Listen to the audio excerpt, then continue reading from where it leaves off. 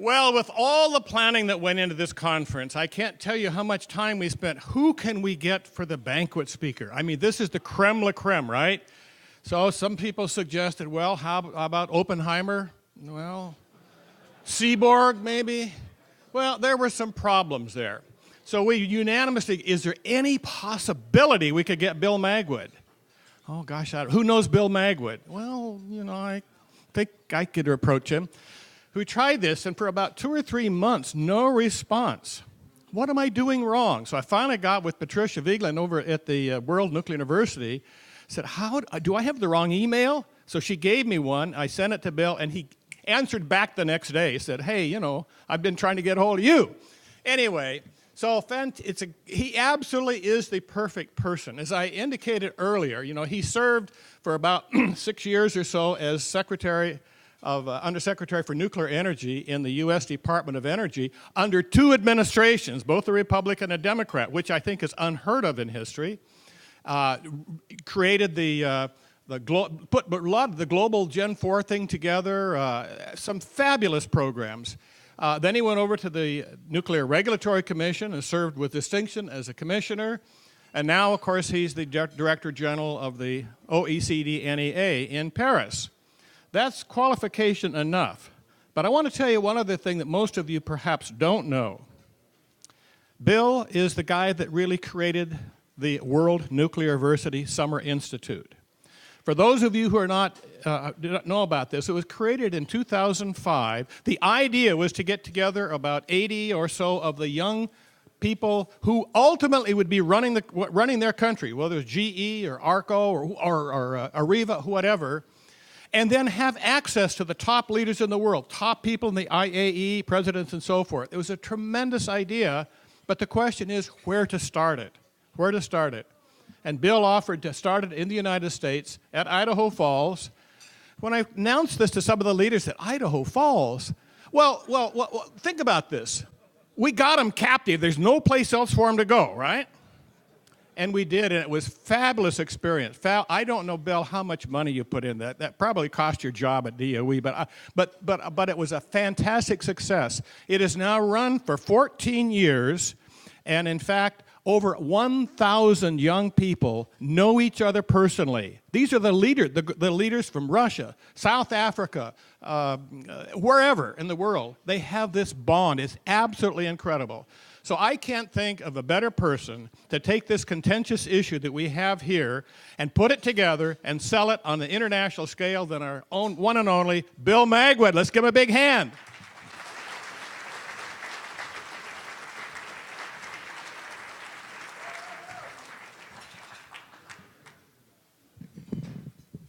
Good evening.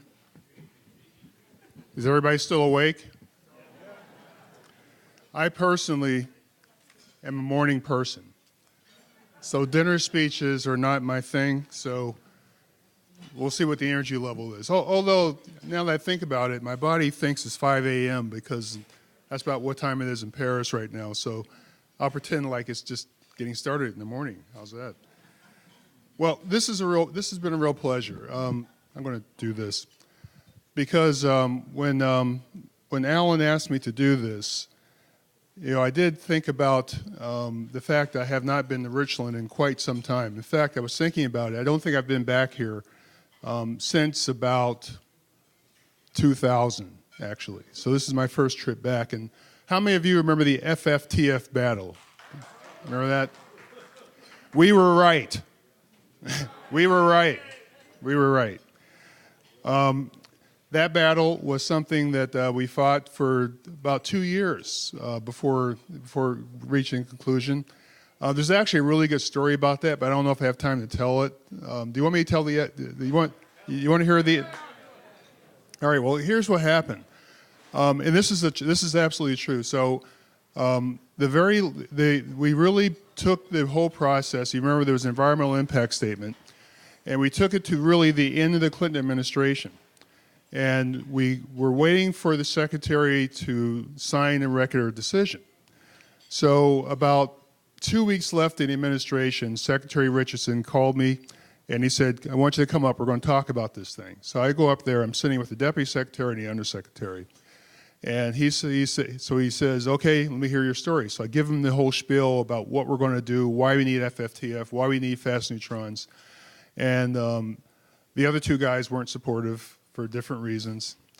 And so eventually the secretary said, your guys have worked real hard, tell them they did a great job, but he said, I'm going to have to go against you on this one. And I said, Mr. Secretary, I understand. We tried, we gave it our best shot. And I went and I broke the news to the guys, and everyone was like, very depressed because we thought we had put a good story together. So a couple of weeks go by, and by that time I had gotten a phone call from the chief of staff asking me to stay for the Bush administration. And so I was sitting in my office, and it was actually the last Friday of the Clinton administration. I was sitting in my office doing something or other, and the lady who was the document manager for the EIS, she comes and knocks on my door, and she's holding an envelope. And I'll never forget this. She was holding it kind of like this. And I said, is there something wrong? And she said, well, I just got a phone call from the secretary's office, and I went upstairs, and they gave me the record decision. They just signed it. And I looked at her, and she said, it's 5:30. It's too late to do anything with it. What should I do?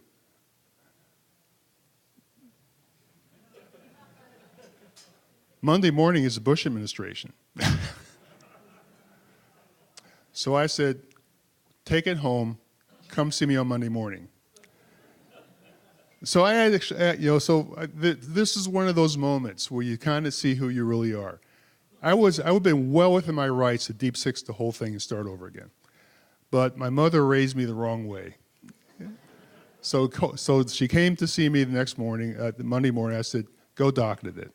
Go do it. And she was like, oh, thank you.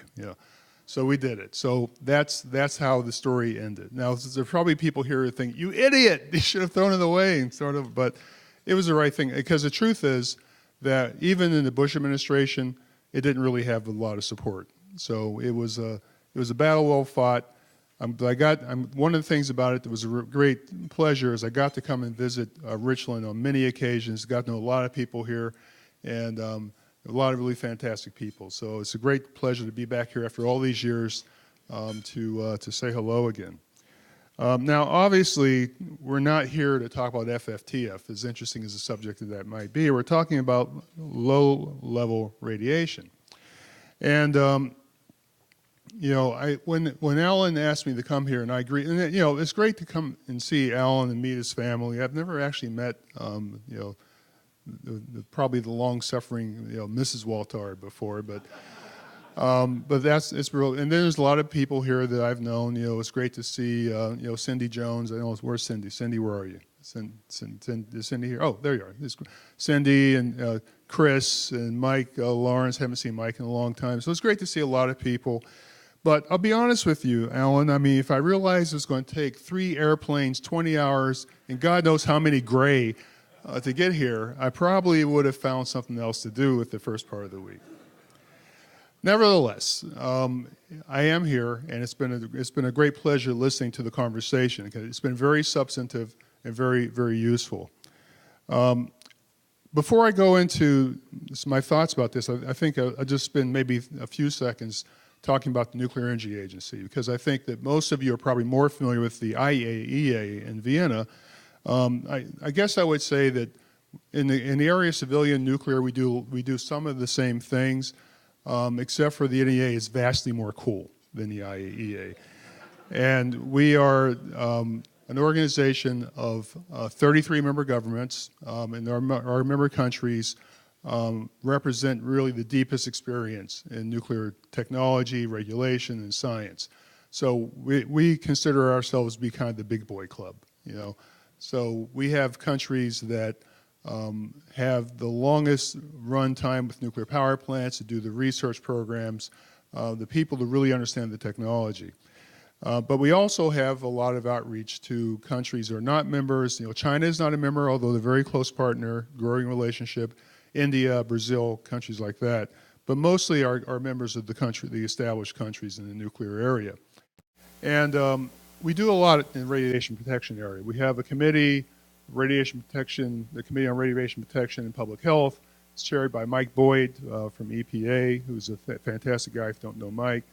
And the committee is very active, thinking about issues like low-dose radiation. We recently launched a new course, the International Radiation Protection School, which is designed to give mid-career people an understanding of the basis of the framework that's been put together over the years, to give them a deeper understanding of what radiation protection practices and policies are and where they come from. We're working to try to find ways to make radiation protection expertise translatable from country to country. Where did Ted go? Oh, there he is. I guess Ted wanted to be visible because Ted's the one that works on a lot of this. I should point out, whatever I say, Ted probably will disagree with it. Ted never agrees with anything I say. Because as you know, before coming to the NEA, I was a commissioner with the Nuclear Regulatory Commission. And among other things, like we've already discussed, my aversion to SI units and the fact that we still use RIM in the US, yes, that was me, I did that. I also was leading voice to decide not to go with the ICRP recommendation to reduce the worker dose from 5 RIM to 2. Yes. Well, I guess some appreciation. Yeah, Ted really hates that. He hates that. But and I think when I listen to the conversation, I realize that when I'm listening to it, and of course, the scientific aspect is very interesting. But when I listen to it, I think I bring really, quite frankly, a regulatory perspective to it. And I think that perspective is one that you really need to give some thought to. So I'm going to, as we talk about this, I think I'm going to ask you to do something that for some of you might be akin to, flirtation of the dark side of the force. I'm going to ask you to think like a regulator, because I think that you understand that whatever the science is, that the regulations are going to be the guidance for how this gets implemented. And regulation, and we had this conversation, and I think almost everything that I'm going to say, someone has probably mentioned it somewhere along the last 2 days, but regulation is not simply science. It is more than science. And some of you might say it's less than science, but it's more than science. And it's really the responsibility of answering a very key question. And the key question is, what is safe? And what is safe is extremely subjective. And there's different ways of getting that subjective answer. And the way we do it in the United States, and for those of you who are from other countries, you have other methods, but basically in the US, to decide what is safe, we largely rely on a judgment, ultimately, of 3 people. And those 3 people are 3 of 5 NRC commissioners. Because as the NRC staff likes to say, it takes 3. So if you can find 3 people that think that the worker dose should stay at 5, you're golden. And guess how many we got? We got 3 when we did that. So when NRC commissioners think about issues like this, they look at the science, they look at past precedents, they look at the law, and they also think about the larger society. What is a reasonable thing to do? Because the mission of the NRC is to write regulations and have practices that provide the phrase, everybody know the phrase, adequate protection. Adequate protection. And so if you go back, the Atomic Energy Act is actually one of the most elegant pieces of writing in the history of mankind. Because a very, very tiny piece of law, I mean, these days laws are like, the New York phone book. The Atomic Energy Act is very, very small, and it's basically held up all these years with very, very few changes, because it provides a baseline from which the regulations have flowed. So now there's a lot of regulation that's gone over the years, but basically adequate protection is what the mission is. So that's an interpretable phrase that's left to the judgment of NRC commissioners. And the way to think about this is the NRC commissioners, as they're appointed over the course of time, are people that come to the position reflecting the mores of the time. Because things change. Perceptions of safety change. When I was a kid, back in ancient times, Mothers thought very little about taking their 5-year-old, putting a mask on, and sending him out with his friends to go trick-or-treating all night. Everybody did that. You do it today, you probably get arrested. Things have changed, and I think that's what our system does. It tries to incorporate those changes in a way that can be converted into regulation.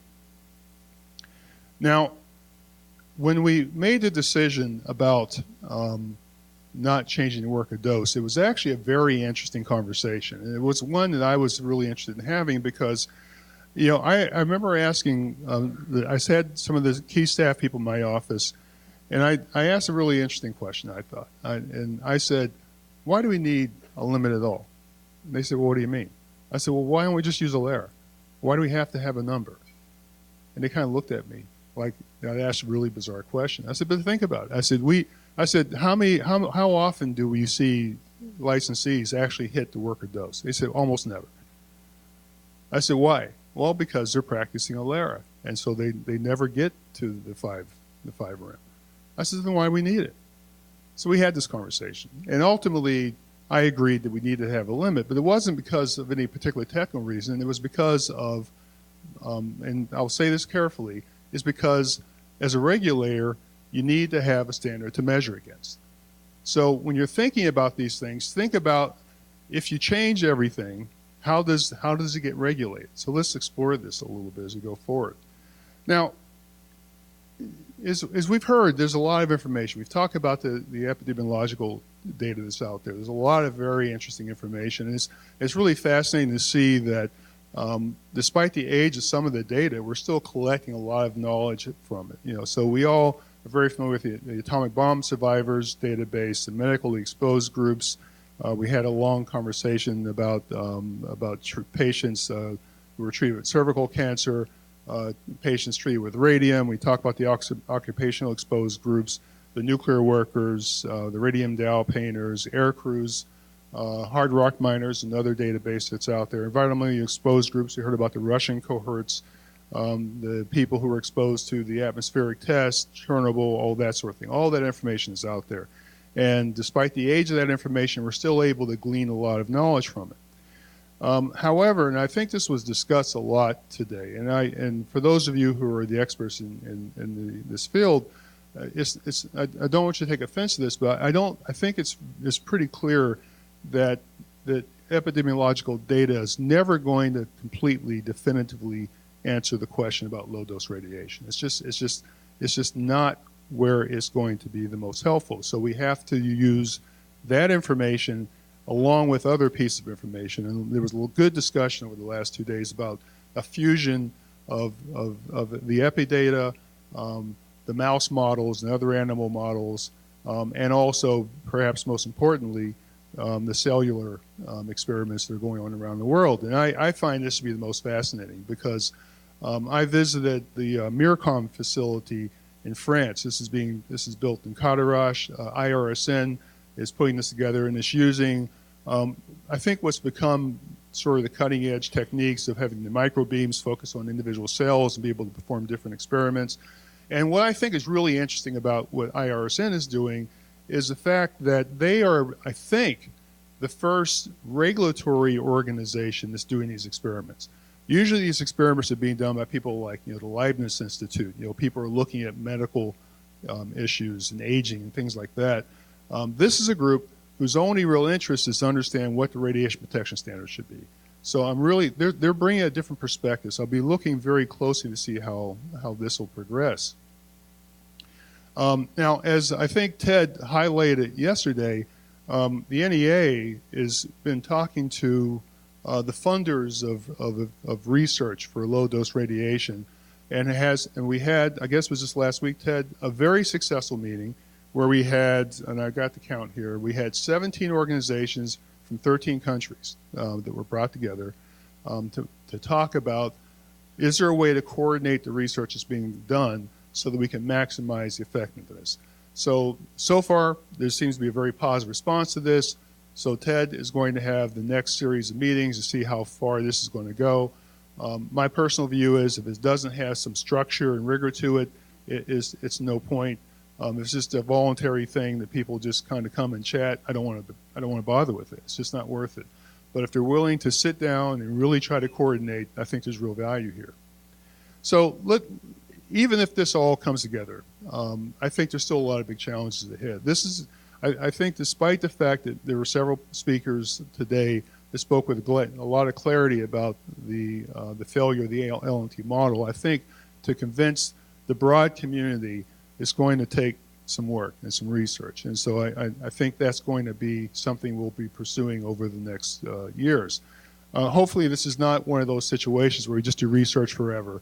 Hopefully we can soon start to focus on exactly what is it that needs to be found here. And one of the speakers today talked about using the AOP approach to this, and bringing that kind of discipline, focus on what needs to be addressed. And I've been asking that question myself for the last 3 years. What is it we need to be doing to be able to put enough proof to this that we can convince the broad community? There's very good reason for this, and I think we spent a lot of time today talking about it. But when you think about it in this really basic aspect, L&T is a public communications issue. It tells the public that there's absolutely no safe level of exposure. Any exposure could potentially give you cancer and kill you. And when you think about it, with that basic understanding in place, a member of the general public would be really kind of a fool not to be afraid of radiation if that's the standard, if that's where we are. But I still think, and I think this came out this afternoon, so I was really happy to see people thinking about this, it's not so much the rules that are in place, even the model that's in place, it's how we're using it. It's how it's being applied. And this is something that when I was at the NRC, we talked a lot about how, particularly after the Fukushima Daiichi accident, that we started to see a trend towards conservatism, where the conservatism would outweigh even some of the best practices that have been developed over the course of time. And that's something that I think everyone should be concerned about, because conservatism for conservatism's sake does no one a service. I think that the excessive caution that we sometimes see is one that has, as we've pointed out over the course of the last couple of days, led to very high costs as well as a lot of public fear. But so the L&T has created that environment, and the L&T in the way it's been applied. But I think this is where you have to give some thought, because the L&T does something that's very important. The L&T makes the lives of regulators a lot easier. Now, you're laughing at that, but it's important, because think about it for a minute. It's a very convenient construct that allows regulators to compare apples and oranges. We can take both external dose and internal dose and talk about effective dose and treat it like it's all the same thing. And it's not. But we pretend it is, because it gives us a very clear basis for regulation. This makes it very easy for us to, for example, do dosimetry for nuclear operators. They go off, they have the dosimetry, they come back to the calculations, you know where they stand. Then they know that they have a limit, it's at the 5 rem, and you know where you are. It's pretty simple, very straightforward. Without L&T, how does that happen? It becomes a little bit more complicated. Because I think that and I think someone said this yesterday, be careful what you ask for. Because let's just say that we find enough scientific evidence to convince the broad community that the L&T is wrong. And now there's different kinds of quadratics that could come out of that, but let's go to the sort of the simplest case. Let's talk about a threshold. And then we decide that there is a clear threshold that can be put in place, which many people, many of the speakers this afternoon argued for. So that we would then be able to assume that below this threshold level, that there would be no risk. That, in fact, there would be a case that below this threshold, we could even say there was a benefit. This could mean a significant easing and the need to manage a lot of operational effluents. It would be easier to clean up facilities. We would be able to deal with very, very, very low level waste in a very different way. We'd be able to manage norm. I mean, a lot of issues would be a bit clearer. But if we did take this approach, how did regulators respond? So, do we allow any activity that results in doses below the threshold to be below regulatory concern? We just ignore them. As regulators, don't we have a new responsibility to worry about now in this new world? What is the ethics of being under this threshold? Do we have a responsibility now to at least try to keep everyone under that threshold? What does that look like? Now, I heard a conversation today about not having accumulated dose. Well, okay.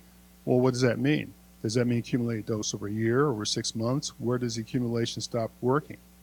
Do we know the answer to that? I don't know. So if there is a lifetime dose threshold, let's say it's cumulative, then do we have a situation where everyone now has a number on them? And now we have to start counting not just the dose that you pick when you're working a nuclear power plant, but maybe you have to start tracking the dose you pick up on an air travel, or the dose you pick up when you travel to Colorado.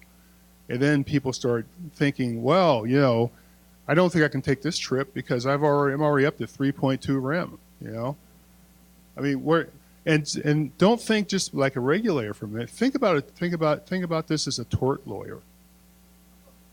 Ah, yes, I saw this lady. She grabs her face. Oh my God, I hadn't thought of that. Yes, of course. Think about this for a minute. What happens to the industry if people think that if they hit 5 rem somehow, that they're now automatically having in a situation of having degraded health? And what about nuclear workers? What is the ethics of nuclear workers if there's a point where if you get another millirem, you're now past the line? You can't let it happen, right? Because you would just be liable to lawsuits. I mean, I would think you would have a situation where you would have workers that essentially would be unable to do anything. It's just not practical, because we're not going to tell people. See, today we have a situation where we say, yes, you have exposure. There's a very, very small risk associated with this. We'll monitor you. We keep you within the legal standards, and you're golden. But if there is a threshold, is there not the risk that if someone accidentally goes higher than whatever the threshold is, that we now have purposely put that person in a situation where they are now clearly, definitively in a health degrade situation, whatever the threshold is. So I think these are issues you have to think about. And I'm not saying that these are reasons not to go after the LNT. What I'm saying is that if you get rid of the LNT, recognize that this has been the construct that we have used for 60 years. And it's not going to go away quietly. You have to recognize that.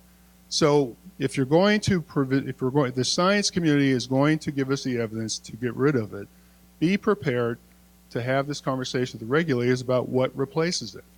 You cannot have this conversation without knowing what comes next, because you might be opening yourselves up to a lot of unexpected risk. Now, I think that until this is dealt with, one way or the other, and I personally, would love to see the evidence come out so we'd be able to move past the LNT. But until we do, I think it's clear that we have to learn how to live with it. And we have to learn how to train people and train organizations and train agencies to be responsible in how they apply this approach. So I think part of the conversation really should be about, how do we, within the construct as it exists, how do we act more responsibly? Let me pick on one in particular, because there's one that just drives me absolutely nuts, and we talked about it a little bit, and that's collective dose.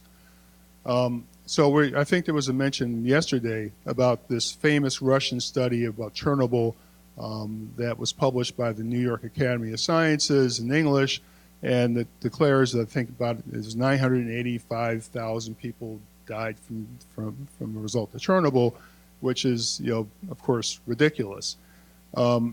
And that study, by the way, I was reading about that study, and I realized that the guy, it's the same guy. I didn't recognize the name at first. The guy who authored that study in Russia is also the guy that founded Russia Greenpeace.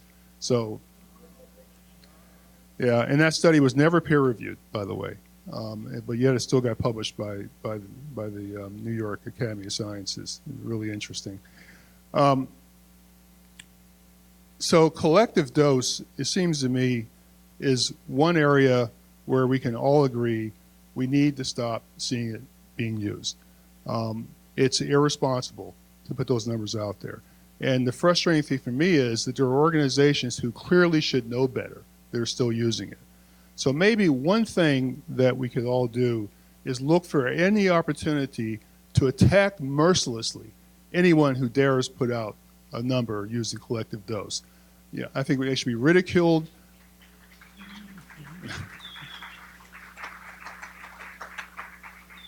And we need to drive a stake through its heart.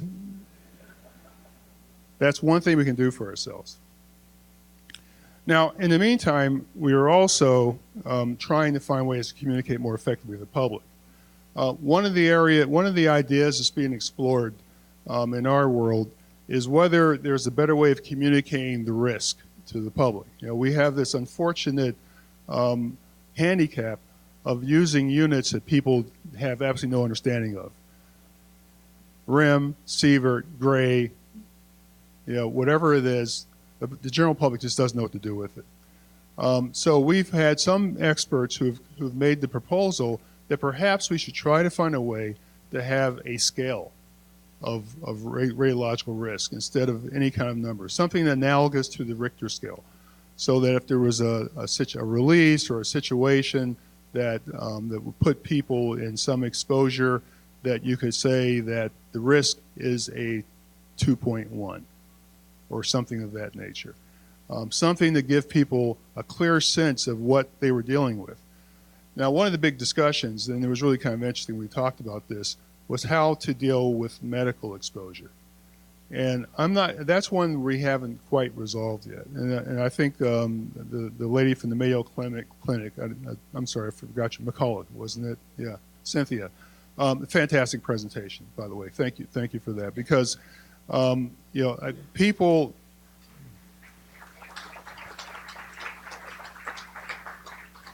you know, I think that people really are just being misled by these myths about the harm that medical exposures can do.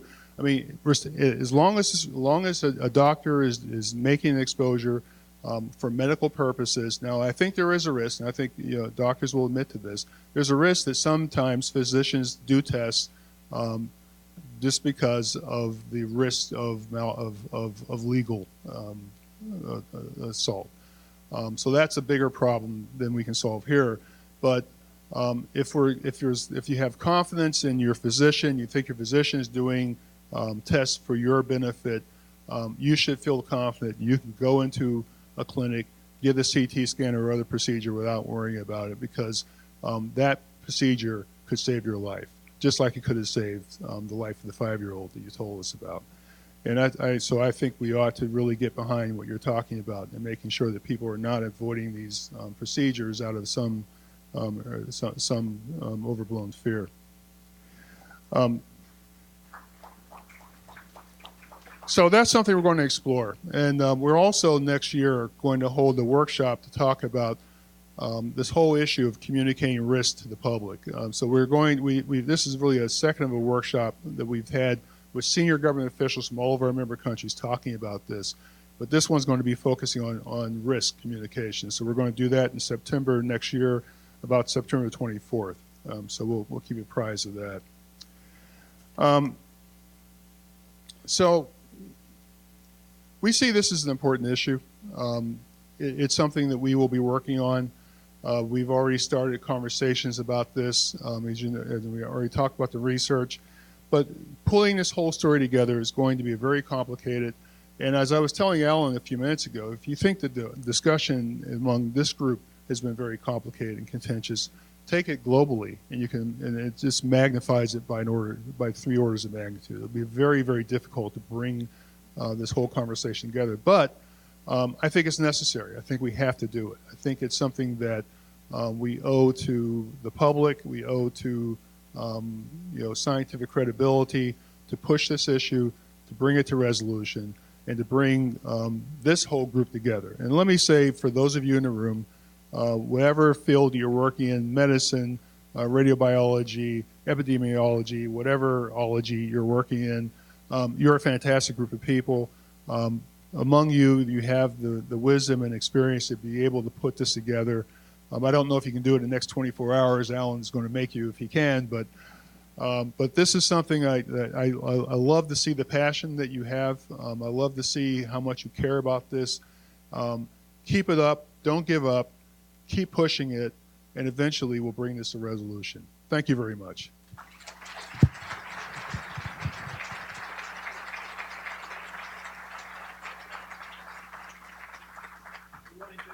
Oh, sure. Yes. So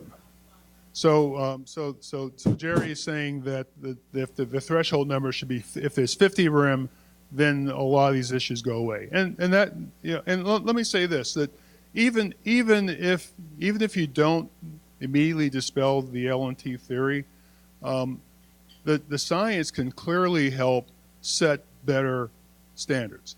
So, like I said, we had the argument at the NRC about following ICRP, whether it should go to 5 to 2.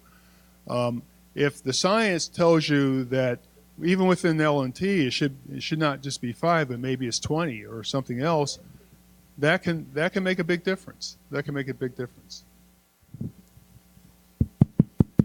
One of the things that I like to do is to translate what we all call LNT, because most people have no idea what that means, and call it what the anti-nuclear people call it, which is no safe dose.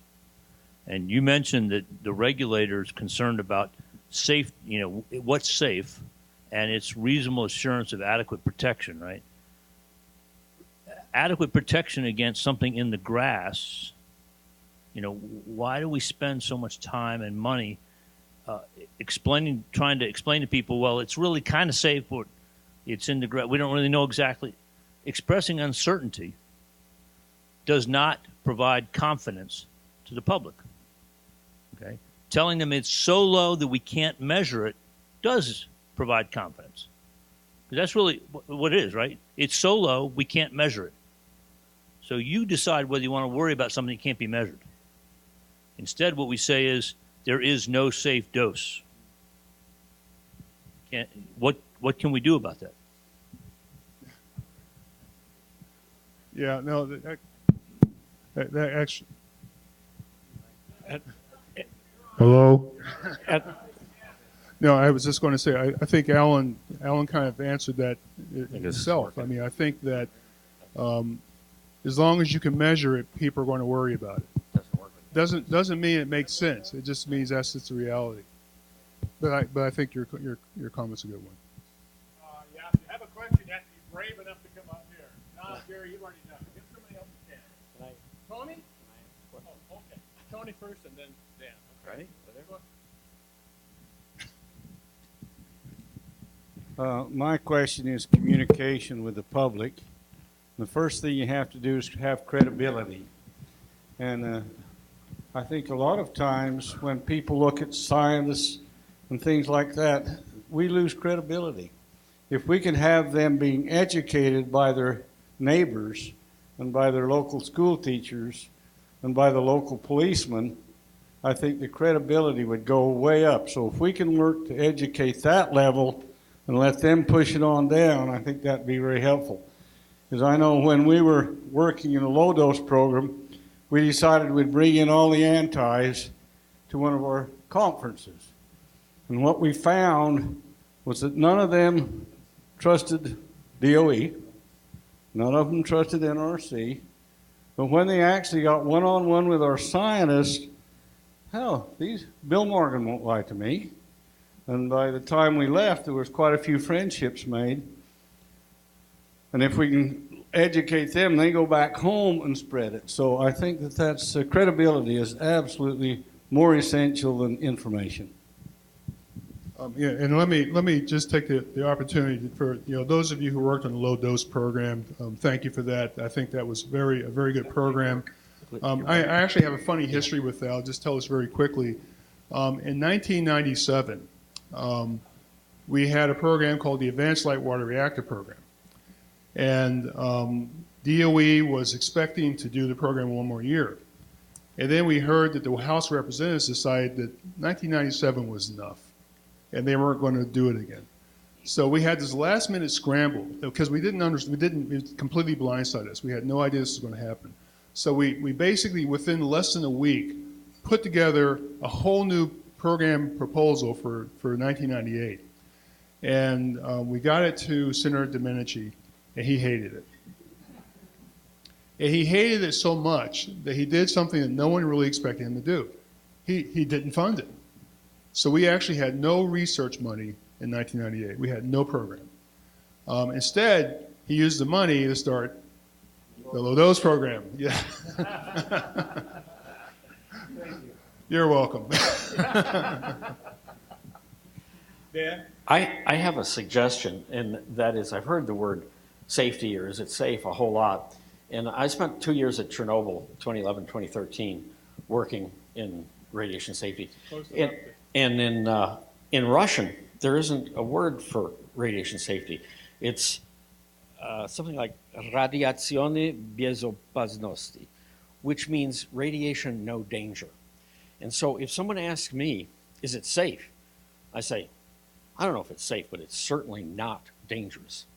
And I can say that and be absolutely truthful. It's certainly not dangerous. And to Dr. McCollum about the CT scans, I would say they're certainly not dangerous. Okay, thank you. Good point. One thing I just wanted to make a comment about communicating with the public. I think your point's a very good one, but one observation, and I used to preach this a bit when I was at NRC, and it's a big part of what we talk about when we talk about public engagement. People don't trust organizations. They don't trust DOE, they don't trust NRC, but they can learn to trust people.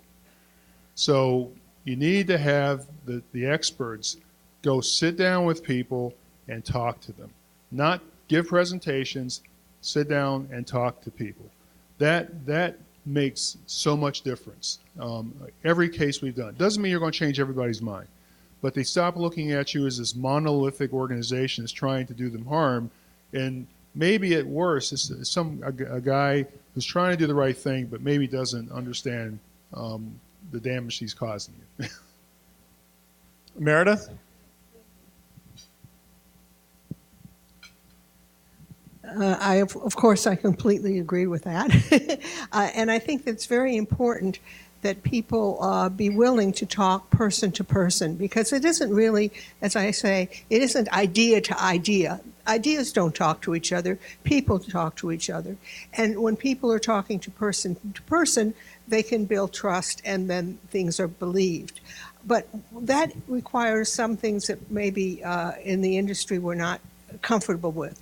The first is that we are going to, people who are scientists and have a tendency to really just want to do our work and not be communicators, have to be communicators. That's a little bit uncomfortable. Then another uncomfortable thing is that people are used to the idea of having a PR firm. And the thing about the PR firm is they suggest something and then the management approves of it. Well, if you have third-party people, for example, the group I started, Energy Education Project in Vermont, or things like Environmental Progress or Generation Atomic, they're going to have their own messages. They're not going to come to you for approval. And the thing is that the industry has to be comfortable with letting go of everything is stamped for approval. The good news about it is that if a third party says something that the industry doesn't like, the industry isn't liable. You see what I mean? Vermont Yankee got sued for saying it was zero carbon, and everybody said, no, it's low carbon, you lied. If I say it's zero carbon, nobody's going to sue me. I mean, I have a certain flexibility by not being in the industry. And there's so much that I can do. Like, for example, debate somebody. A debate is a very open-ended, kind of dangerous situation. You can find yourself trapped into saying something you really wish you hadn't said. Now, you don't want someone from the power plant doing that. But if I do it, well, okay, whatever. That means I can hold the debate. So anyway, thank you. Yeah, I would just say that these discussions, if you're really going to have a discussion with the community on an issue like this, it shouldn't just be the industry. It shouldn't just be the regulator. It should be local university professors. It should be interested citizens who know something about the subject. Retirees from the plant. I mean, you really want to have people in the community who have sort of a credibility to go and join in the conversation. And look, I mean, let's be honest. I mean, the industry is there to make money, and people recognize that. So that automatically puts you in a certain position in the conversation, because everything you say, you're defending your corporation, you're trying to make some money. So you really want to have some other people to add to the conversation. And I think academics are really very powerful in this. If you can have nuclear engineering professors, these guys have huge credibility when they talk to people in the public. Any retirees out there? Okay, maybe two more questions. Wade? Thank you. We've got there's a model for all of this, and that's a very serious radiation problem that we all know about and we live with, and every family understands it. And that's the problem of ultraviolet radiation and sunburn and so on. And of course, there's a very high radiation, very high incidence of skin cancer, and people understand that, and they get advice from their doctors and their pharmacy, putting on barrier cream and how they should behave, and they teach their children. Now, it seems to me this is the kind of local sense and responsibility which needs to be increased, but it doesn't disrupt the economy and the environment the way our attitude to nuclear radiation has. No, Okay, one last question here. I think we're going to have to cut it off.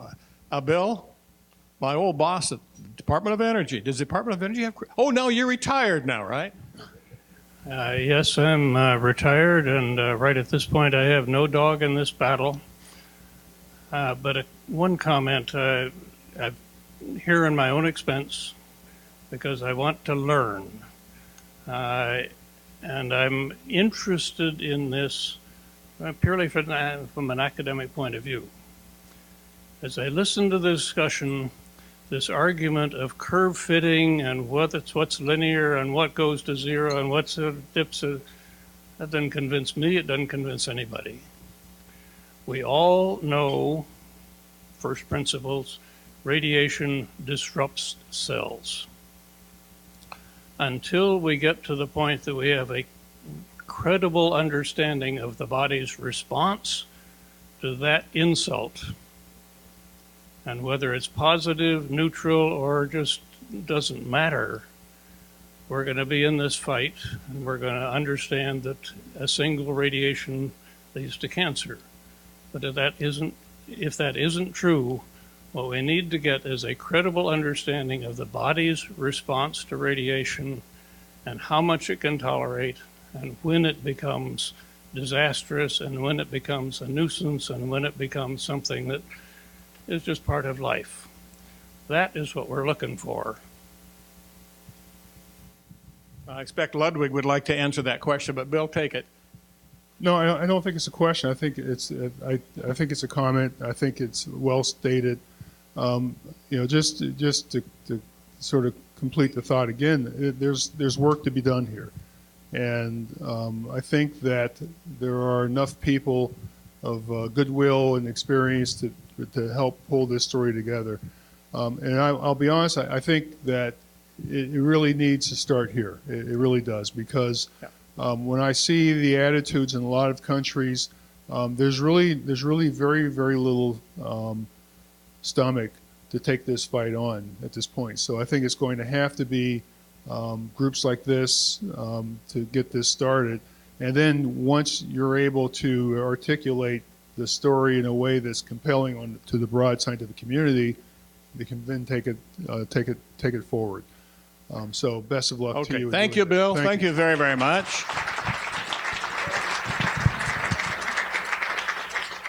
Couple of quick announcements. The SERI group wants to meet in the boardroom at 8:30 tonight. And Chris tells me that there are still a few slots for those that might want to go see the LIGO, which would be Thursday afternoon, correct?